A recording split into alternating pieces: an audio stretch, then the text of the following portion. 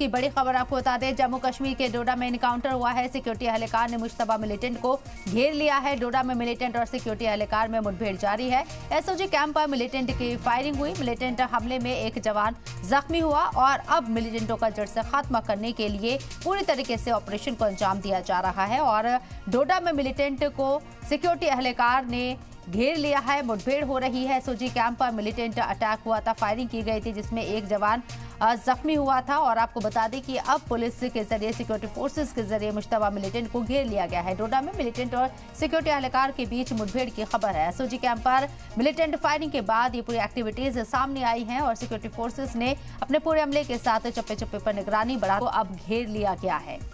Encounter हो रहा है। इससे पहले 2 दहशतगर्द मारे जा चुके हैं। जम्मू कश्मीर के डोडा में एनकाउंटर जिसमें सिक्योरिटी एहलकार ने मुश्तबा मिलिटेंट को घेर लिया है। डोडा में मिलिटेंट और सिक्योरिटी एहलकार में मुठभेड़ जारी है। वाज़ेह रही कि एसओजी कैंप पर मिलिटेंट फायरिंग की गई थी और मिलिटेंट हमले में एक जवान जख्मी हुआ था। और हमारे नुमाइंदे रवि हमारे साथ मौजूद है। बात करने के लिए सीधे उन्हीं का रुख करते हैं। रवि, तीसरा मिलिटेंट सिक्योरिटी फोर्सेस के हाथे एक तरीके से लग चुका है, उसे पूरी तरीके से घेर लिया गया है।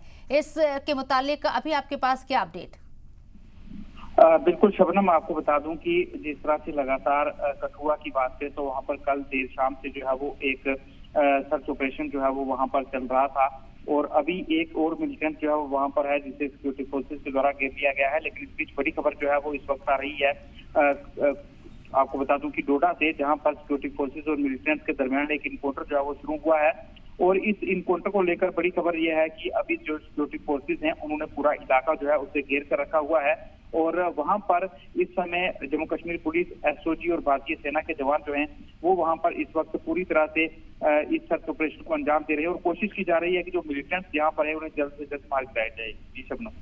चलिए, बहुत बहुत शुक्रिया रवि आपका तमाम जानकारी हम तक पहुंचाने के लिए।